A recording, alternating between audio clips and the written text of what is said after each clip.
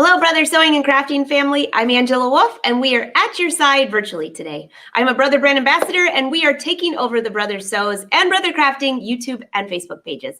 So say hi, say where you're from. If you've never been to this party before, it's a lot of fun. And today we have Coleen. I'm so excited. She's got a very cool technique for you to learn, and I can hardly wait to see this myself. So I'm just going to make sure we've got sound. It looks like we're all good. Awesome. So let's bring up Coleen. Hi, Coleen. How are you? Hi, I'm great. Guess what? It's 60 degrees at my house outside today. Oh, no. That's cold. Jealous, aren't you? I have about 15 of my Delilah tops, and I went and pulled all of these out of the closet, washed them all, and I'm all ready for summer now. So you can keep that 60. It's like 75 here today. That's really more my temperature. Well, I'm excited to be here. This is a fun thing for me. And I'll tell you how I came about this, because binding on a quilt, that's like the frame on a picture, right? Mm-hmm. It's not good. It's not good, right? So what I was doing was I'm a hand quilter. I know. I'm a hand quilter and a hand binder. So let me grab this behind you and I'll show you what got this all started. So this is actually an antique quilt. And the bindings on a antique quilt are done the opposite way. You start on the front, flip to the back, and then you hand do it. And you have this really, really, really precise little cute binding. And this is what got me started. I wanted, though, that hand done look, but I didn't want to hand do it because I started doing all these samples when I started traveling with Brother. And oh my goodness gracious, they have to look nice on the edge. But boy, that's a lot of sitting at night and binding. So there has got to be there's a way my machine can do this. I just need to have a talk with it. So we just sat down together and we got started. And the first thing, I'm going to show you this one up really, really, really closely because I'm really proud of the way this looks. So I'm going to put it up here. I'm going to go to this camera and I'm going to bring you in. I think I'm going to bring you right in. You're at the wrong one. I'm at the wrong camera. How did I get to do that? That's all right. Your hair looks good. Oh, good. But that's not what I wanted. Let's see. Let's try this one. How's that? Sorry about that. Let me bring you in really, really, really, really closely because this is a time when I do want you to see my stitching. Okay, so there's the stitching. Do you see it? Gosh, you can't see it at all. That's the whole idea. So that's why I came up with this technique. And it's done on the top. It's actually top stitched. Wow. I know. You want to hear my secret? I'll actually show you it in bigger style, but I wanted you to see. This was my first one. And I stopped doing them this tiny because when I would tell people what they were, they would pick at it to see. If it's true? Yeah. Yeah, you couldn't have done that by machine. Well, I did because I'm that lazy. So I did. So anyway, that's how we get started. And that's what we're going for. So we're going to put that guy away. And I've got all kinds of little samples to show you. Here's another one. And I did this one in a lot bigger stitches. And I even have one that I did. Oh, that's cute. Thanks. There. Now you can see the stitches, can't you? Can you see them right here? It's just a blanket stitch. Just barely. Well, that's the whole objective. Just barely. I did one. Where did I put it? I did one in contrasting color so you could really see it. Where's the contrasting? There it is, right there. I see a whale. Yes, this is my Washington quiltlet. Okay. Come on. There we go. There, see, I did them in a contrasting color. So I did tan on green. So you can see that pretty well, right? I hope. Just barely. Okay, again, that's light tan on dark green, and you can only just barely see it. That's amazing. Yeah, but it's the process. See why I get so excited about the process? I can see there's quite a few people in here that are really excited about the process. I think Phyllis said Handwork is a dirty word for her, so she cannot wait to see this. Well, see, I love handwork, but golly, all these little pieces. Oh my goodness gracious, I'd be insane. Well, wait, I am insane. So first of all, let me show you how you do that. So I'm going to pull up this little corner because I also thought some people may not know how to miter. So I thought I'd throw that in too. Now, if I can get to where you can see it and not my arm. Sorry about this, folks. I had this all set up and then the cameras go to bed and they wake up cranky. That's all right. While you're doing that, I saw a couple people here asking that they have to go to work and they want to watch this later. You can always come back to Brother Facebook sewing or crafting page, hit and watch the replay or watch on YouTube. So be sure to subscribe to the channel and then you can get back there. All right, go ahead. Or you could call in sick. Oh, okay, just kidding. Just kidding. So a lot of times when I first started with this, these were all just sample pieces. And so I was only rolling forward from the back. So when I did that, I would just cut this a couple of inches larger than my piece, cut my back. And then you all know how to take one roll in and then a second roll in. And now you just fold down that corner and roll the second time. And guess what you have? An absolutely, let me see if I can get this to the camera. Come over, yeah, just a little bit. An absolutely perfect miter. Could you do that one more time, Coleen? Because part of it was out of the camera.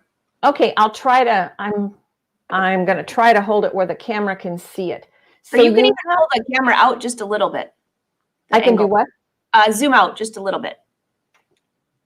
Well, let me see if I can remember to zoom out the right camera first. Then we can see it. It was just off, and I know that someone's going to say, I want to see that again. There, that's perfect. Okay, let me bring you.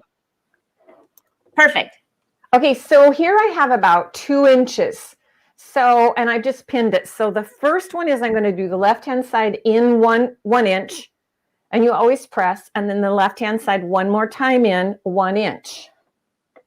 Now, this is the easiest part of all, and no one ever gets this. You're just going to take this corner and bring it down to meet the fabric below it. Turn down that extra piece, and voila, when you bring this down, you have a perfect miter. And it works every time. Easy. That was so easy.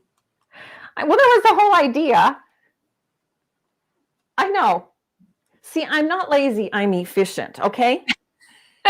There's a really big difference. I don't know how it looks in reality, but there is got to be a difference, right? There has to be. That was so easy to do, by the way. So we cannot wait to see you build this. Well, good. So I just had a few more of these kind of things. Again, you can't see the stitching. That's the whole point of it. You can see it on the back side. But if you do it in matching thread, you can't see it, can you? No, you really can't. Even when I tried doing it in the tan, you still can't see it. So is that a photo? By the way, just squirreling for a moment. Is that a photo stitch? It was. Do you want to see him again? Yeah, that's really pretty. So this is the let me pull him down. There we go. Look, he's smiling. Isn't he adorable? So every photo stitch needs a frame. So all I did was just put the backing on it and then just do what I showed you, the turn, and there you go. Is that fun? Oh, so much. I know. He's so cute. Yeah, this is in the Brother PE Design 11 photo stitch program, and that child is actually in there. I don't know where they got a child that they could use, but they did. I have a few nephews that would have volunteered. And this one I'm going to show you because I want you to see on the back side again, because now you're looking at all my little thread knots, but what I want you to see is the stitching. And you can't see it, can you? Mm-mm. And that's the point. It's such a tiny little blanket stitch, it doesn't really show up. So now you probably want to know how I do that, right? Yes, we do. Okay. It's way, way, way easier than it looks. Because you'd think it would be hard, wouldn't you? Well, I like that. Everyone's making comments about the mitered corner. Oh, I just threw that in at the last minute because I didn't know. I mean, like I said, I'm so doggone lazy. I'm so lazy. Okay. let's find the one I wanted to show you first.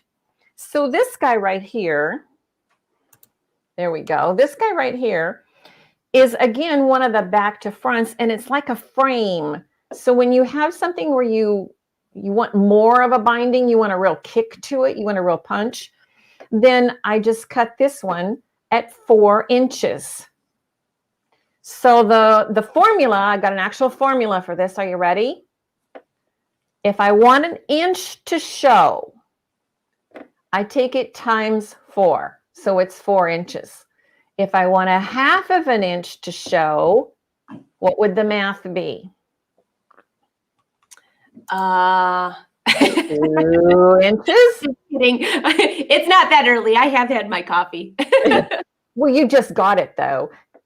No, it's just a real simple formula. It's 4 times whatever you want that width to be.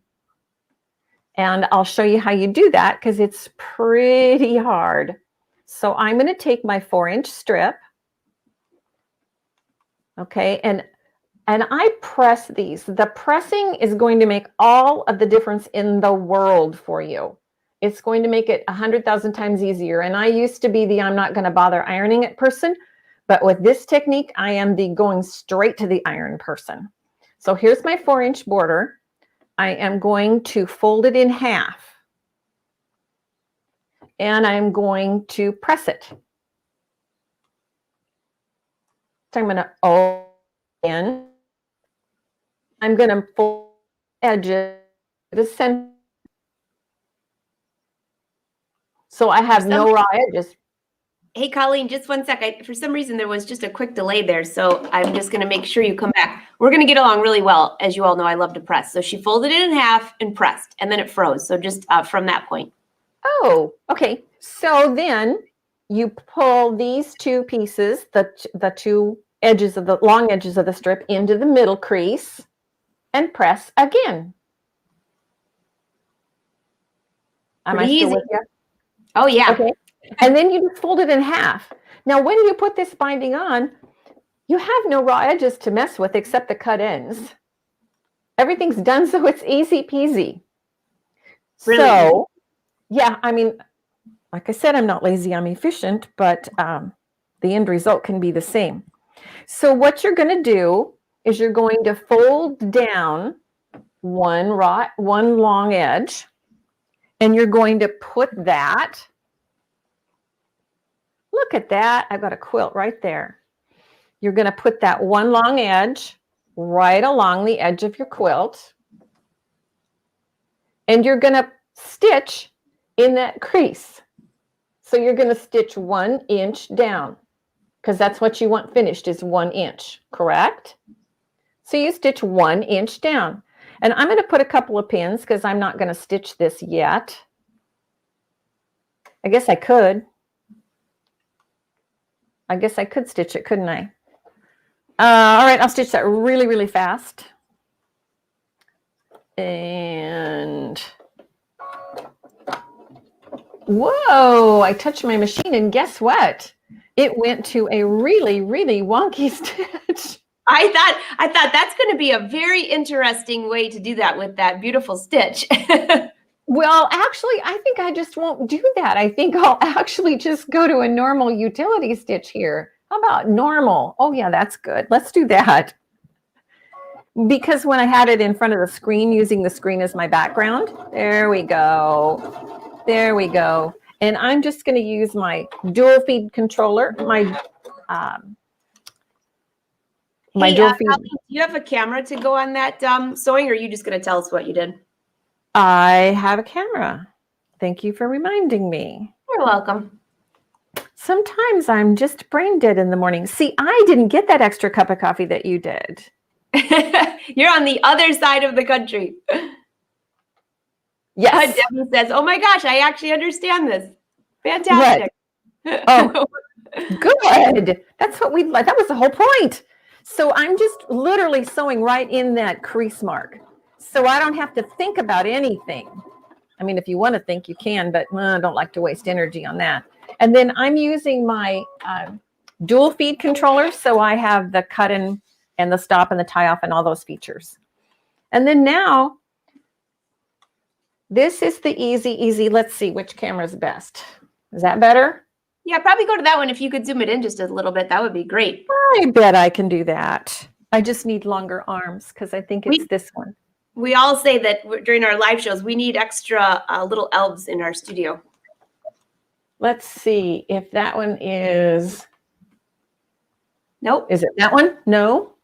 Is it that one? Nope. Okay. It has to be one of them, Angela. That one right there. Zoom in on that one. Yeah. Okay. That's not zooming, so it's not that camera. It's that one. There that we go. one. That's where I thought it was. Okay. So here we go. Oh, yes. Okay, great. Thanks, Colleen. Of course. Now, much better. And it's nice and light now, too, because I saw some people mentioning the perfect. Oh, and you know what? I have my machine lights turned way down because they interfere when I'm sewing. Then the camera can't catch it. This looks great. It's too light. All right. So this is really tough. You press one side in. And again, you're just going to fold this over. And there you have the absolutely perfect mitered corner. Wow. So turn it back to the right. So go like where you were sewing. If you could just flip the quilt over to show where you were sewing, they can see it really good now. So if you just show, were you sewing from the front side? I was sewing where you're attaching. So I'm actually sewing on the binding. I'm literally stitching like this on the binding. Okay. And then I just pull it out and I'll flip it up towards me. And then these guys just want to go just like that. That is so easy. I know. And it makes a perfect miter every time.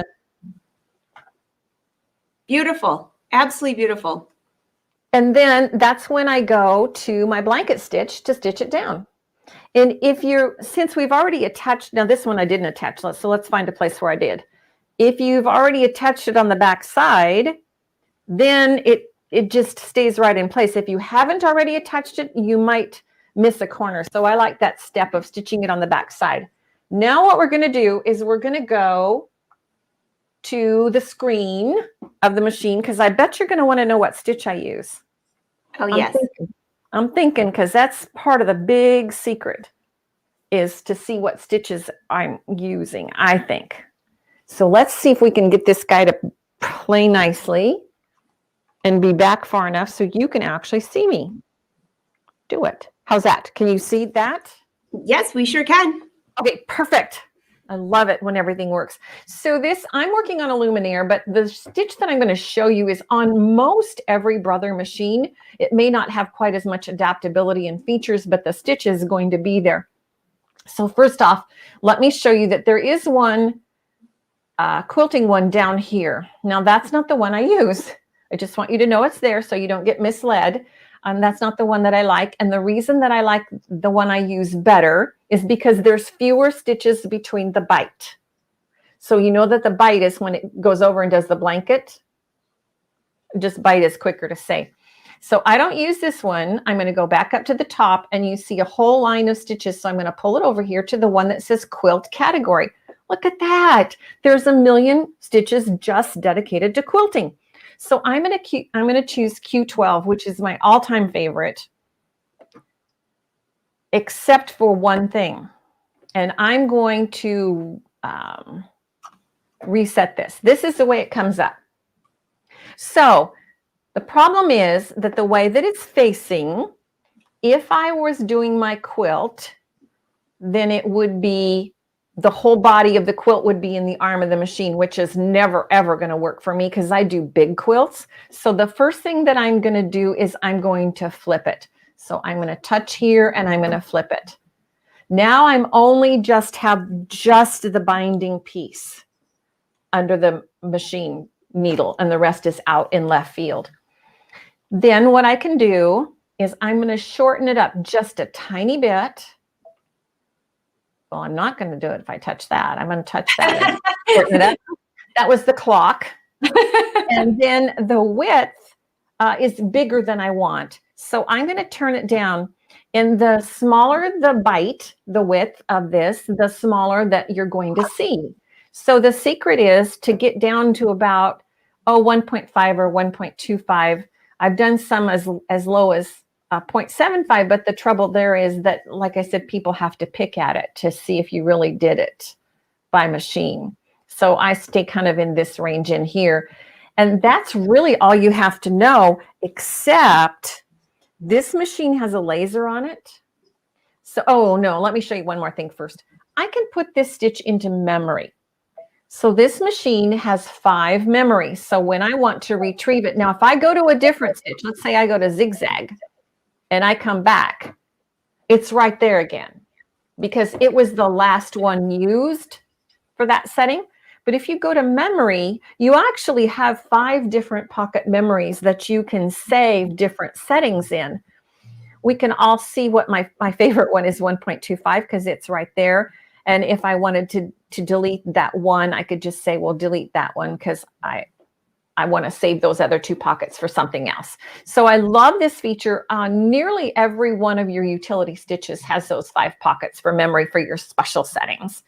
So I love that. You know, Coleen, that's funny. I've never used that feature and I don't know why. Instead, I have a little notepad so I can remember what exact length for my top stitch, what I was working on jeans or a different project. That is such a great tip. I'm glad you like it. I love this. I rely on it because then if you come back, like I said, I go to a different stitch and come back, my proper stitch is there. So I love it. I'm not lazy. I'm efficient. Okay, so I have that set in. Now I have another tool that can help me, and that tool is right up here, and that's the laser guide. So the laser guide is going to pop on, and it does turn on the light so that it can make it easier for you to see. So it's going to make it a little harder for you to see my screen, but that's okay. So I'm going to line up my main laser with my stitching. That's where I want my stitching to go. And I have set the sub laser for right along the edge of my quilt. And let's see if I go to a different camera. Oh, look at that. Technology's my friend today. So here you can see, I'm going to start with that needle right close, and I'll just drop it. Now we'll pull that pin out because that's not a good thing. And then you just start sewing. And I use the foot controller when I'm doing this because I want to be able to go slow enough or fast enough. And you can, if you don't know this, you can use your speed controller on your machine and turn it down part way. And that will make your foot controller be slower no matter how hard you press on it. So that's what I do when I'm teaching kids classes. I turn their speed control down to nothing. So no matter how they stomp on the foot controller, they're still controlled. All right, are you ready? That's a good tip. So I've got my laser. I don't know if you can see it. It's right there in the crack.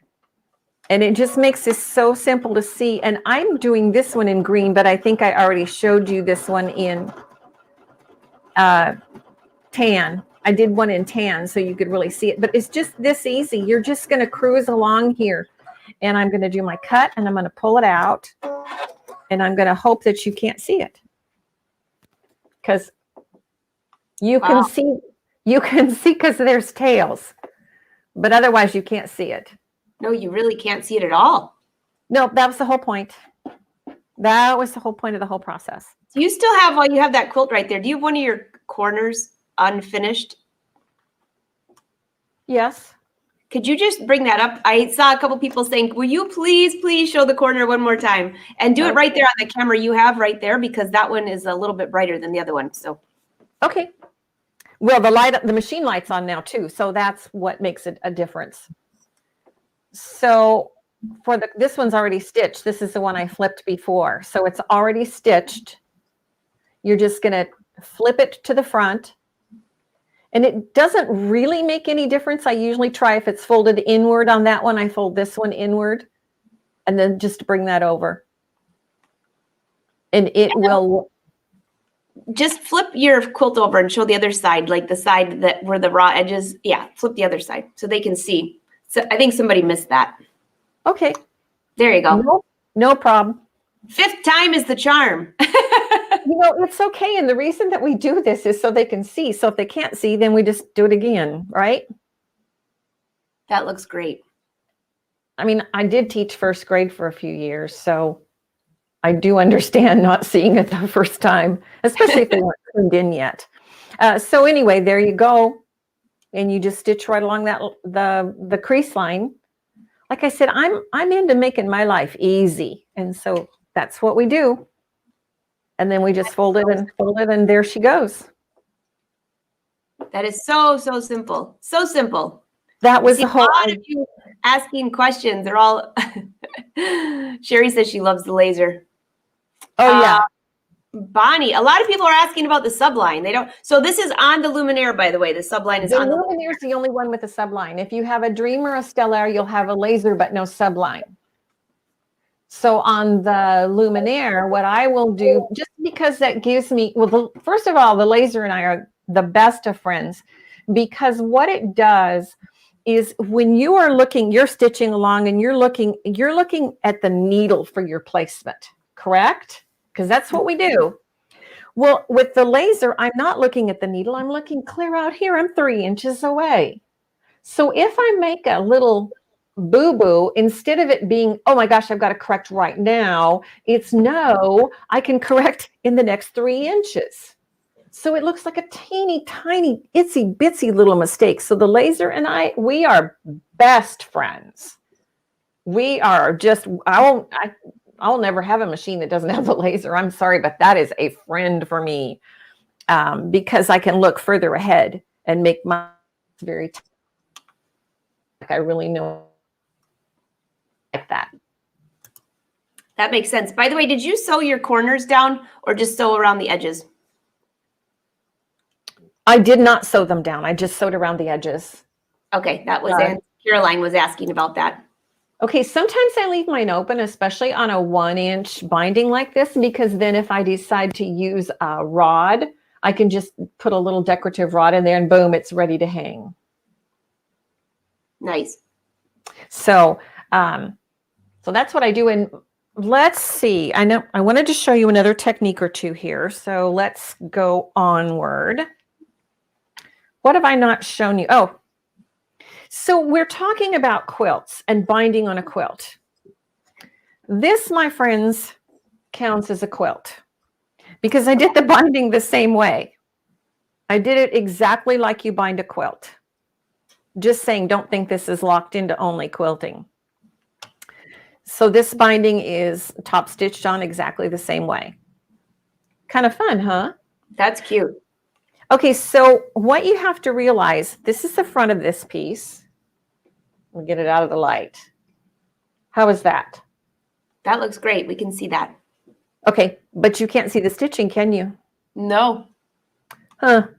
So this again was one of those baskets, and I just flipped it over and I left the inside lining off so you could see what it looks like. It just looks like a top stitching piece.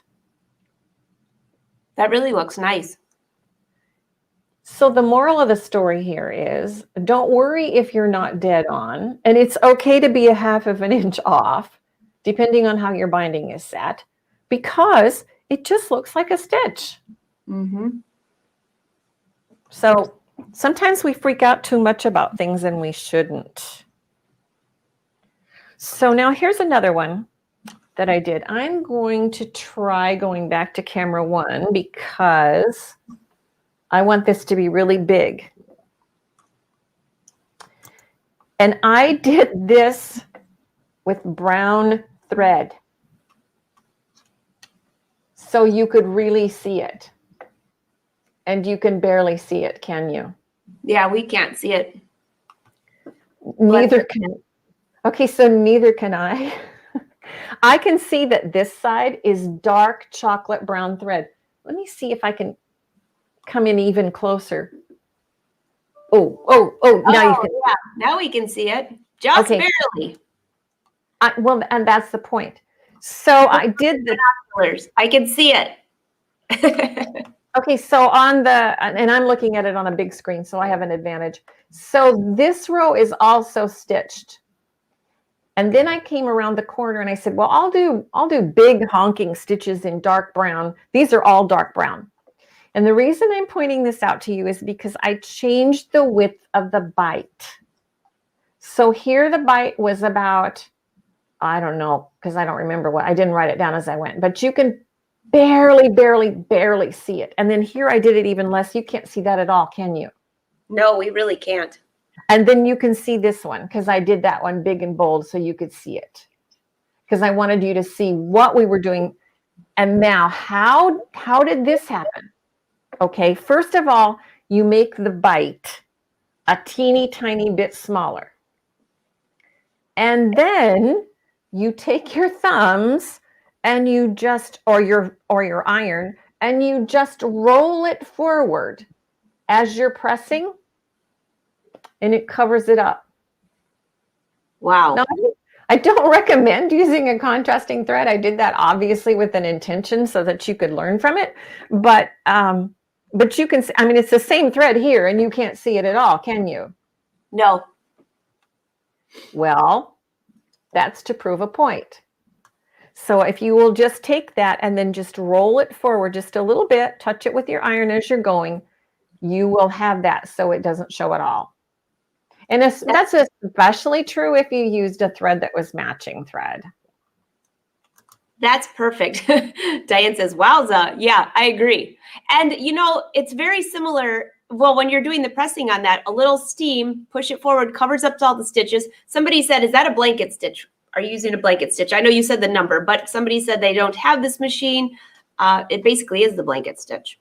It is the blanket stitch. If you have the blanket stitch that has little tiny stitches between the blankets, between the bites, that's a better one to choose. A blanket stitch will certainly work, but with this, because it's got two little stitches, they tend to bury themselves into the fabric.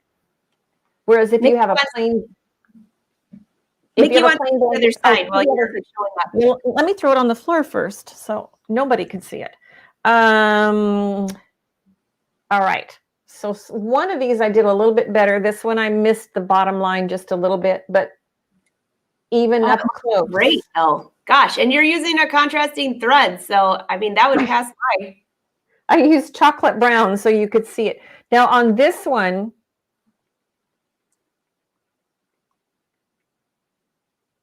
I mean, like I said, I tried to make it. Here's one where I did miss the line. Can you see where the stitch down line is? Oh gosh, barely though. Well, and there again, I didn't press this. If I'd have pressed it, I probably could have covered that up. Yeah, so that looks great. The secret is when you're stitching this over to the front, you make sure that it's pulled to that stitching line. Does that make sense? Yeah, it does make sense. Okay, so if it's right at that stitching line and you're stitching on top of the other stitching, then you know you have it in the right place. Very nice. What do you think? Is it a keeper idea? I like it. Anne says, can this work for smaller bindings? Yes, it can. She told you whatever the binding you need times 4 to make your binding. Well, yes. And if you're doing, and now this is the binding where you're folding it this way. If you want a traditional binding, then the formula is just a little bit different. But is that what you're talking about, a traditional binding? I think that, go ahead, Susan. Was it Susan who asked that? Anne. Susan said, how would you fix that with that stitch? She just mentioned pressing it will probably cover that up. You won't even see it if you press it and roll it just a little bit. Me and my iron are best friends. So for the traditional binding look, the formula is different. Okay. So here's the formula for the traditional look. And if you think about this for a minute, it's you're folding your fabric in half, correct? Mm-hmm. And then you make your stitch. Let's see if I can do quite see that. So if you want to make your zoom out just a little bit, that might help.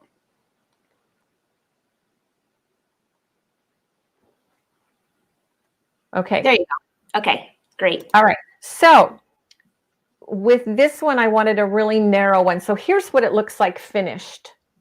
So you can see it's an actual traditional binding. It's a very small one. So you take this measurement from here to here. What you want that finished measurement to be. Times 3, that will get you 1 cover. Times, so you want it to do twice. So if this is a half an inch, a half an inch, and a half an inch in the seam, that's 1.5 inches times 2. Hey, Colleen, do you mind just switching cameras and bringing that over to your machine? It was just a little bit brighter there, and I think everyone can see it just a little better. I can do that. Yeah. Is that better? Yep. Thank you. Of course. So this is probably a half inch, maybe not quite. So over here is where it was first stitched on. So you know how that looks. You have that little edge right there. And then you know this trick, you just flip and top stitch it in place. And again, if you're top stitching, little blanket stitches go right on top of that little seam line. Guess what? You won't see them. Very nice. You've already got your sewing guide built in. Don't you love that? Yeah, Anne says she's got it. She's doing a 2.5 inch binding, so it says it makes sense. Oh, good. I love it when I make sense. My husband doesn't always think I make sense. But that's because he's a guy, right? So let's see. I have a few more. No, I think we've really covered it. You've got how to do the really wide binding. And you've got that formula is times 4. And then the skinny binding, that formula is times 3. Correct? Everybody's writing on their notebooks. Times 4, times 3. And then drink a cup of coffee and you could do the math. Exactly. Or maybe a margarita. I don't know. So what do you think? Were there any questions? Are there any questions? There are a few questions. Let's see. Let me scroll back here. Someone asked, okay, so we already answered the one, how would you fix it? That was pressing. And if you follow the stitch line from the back, you won't ever have that happen, but I wasn't. I was hurrying. And I see, I'm scrolling. I think we answered a lot of these. Mary, she's using the Brother Luminaire machine, but that blanket stitch is on quite a few, like pretty much, I'm not gonna say every machine, but a lot of machines. It's on my NS80. I'm just saying, if it goes down that far, it's gonna go down lower than, and it's on a lot of machines. But any blanket stitch will work. You just may not be able to hide it quite as easily. The trick is being able to take that smaller bite. You know, being able to take that little tiny bite is the key. Okay, so Barbara, Sharon says, could you just please repeat that one more time? Times 4 and times 3. But go ahead and just repeat it one more time, Colleen. Okay, so for the wide one, which is this guy right here, we're going to do whatever finished width this is times 4. All right. Now the skinny guy, because it's folded first, because it's folded together in half first, it's whatever this width is going to be from your stitch line to where you're folding it, double that. So for me, this was a 1/2 inch. So 1/2 inch, 1/2 inch, 1/2 inch is 1.5 inches. Double that to 3 inches and you're on it. Perfect. Got it. What do you do if you've missed stitches in the back? Any tips for that? Michelle would like to know. Yes, because of course that's going to happen sometimes. And it's actually on the front when you're doing this that you might miss a stitch. Just go back and do it again. I mean, seriously, yeah, you could take out a needle and thread, but if I've missed one, because remember, you're doing this on the top. You're looking at it, so you'll see it right away. This isn't where we're doing it on the back and it's a mystery. This is, we're stitching right here on the top. Very easy. Michelle has another question for you too. This is a different Michelle. Can you explain again? You said something about putting a rod in it. How would you do that? Let's see if I have one that I can grab to show you. No, because I stitched that corner down. So if when you turn this corner right here, you have an inch, right? Right. If you don't stitch this down, and you can certainly go back and stitch it down if you want to, but you can just slip a small dowel through that, and then you have a hanging spot, front or back, because the back is going to be the same width on this particular one where it's 1 inch. This was the 1 times 4. So then you have this nice little space. I do have a meat skewer. I don't have a rod in here, but I do have a meat skewer, and you just slide it right in. And you can slide it in the front or you can slide it in the back. It matters not. Oh, that's very easy. Michelle, when you were asking that, I was thinking, I'm not really quite sure. That was right there. That's super easy. Thank you for giving a visual. Well, and just make sure when you're folding your corners that you allow for that corner to be the easy access one, not the folded under one. If that makes sense, I hope. That does make sense. That Okay. makes a lot of sense. Yeah, I mean, we have all these quilts and we want to show them, we want to hang them, we want to change them. Let's just make it easy. I know. I've been seeing a lot of people that are hanging just like smaller quilts at their door opening and things like that. What a great idea. It is fun. And it's yes, fun. Stephanie asked if I made my top. Totally not related to quilts, but yes, I did. It's the Delilah. All right, you have more questions. Rolla did. Let's see. Everybody's saying thank you, thank you, thank you. Oh, good. I'm glad you had fun. This is fun for me. It took me a while to grasp it in the beginning, but it was like, oh my gosh, I am not hand binding these samples. It's not happening. Yeah.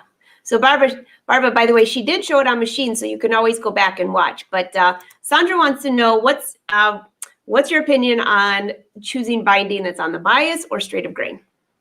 Well, that's a really good question. The bias, and that makes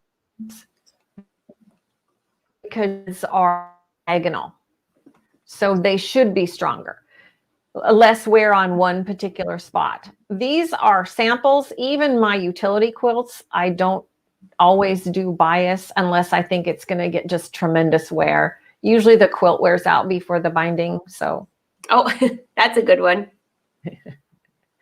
So do whatever you think is best. The bias one I know has been recommended for many years. The quilts that I've made lately, I haven't bound them. I just do regular, and I haven't had any issues. So, and for those of you that wanted to see how to make bias binding, I did that on yesterday's show for a garment. But you could use her formula that Coleen just shared with us. I'm pointing the wrong way, right here. That she just shared with us, and use the same thing if you want to use bias binding on the quilt. So our great minds think alike, Coleen. Well, bias binding on a garment. Now that really does matter. You can't substitute that out. No, you sure can't. Oh, this is everybody saying thank you, thank you, thank you. Oh, well, thank you for coming. Oh, it did. You know what? I wasn't sure. Do you mind just saying that part about the binding again? For some reason, the internet gremlins are out today because it just blocked you just for a second there. Okay. What part? What was I going to say?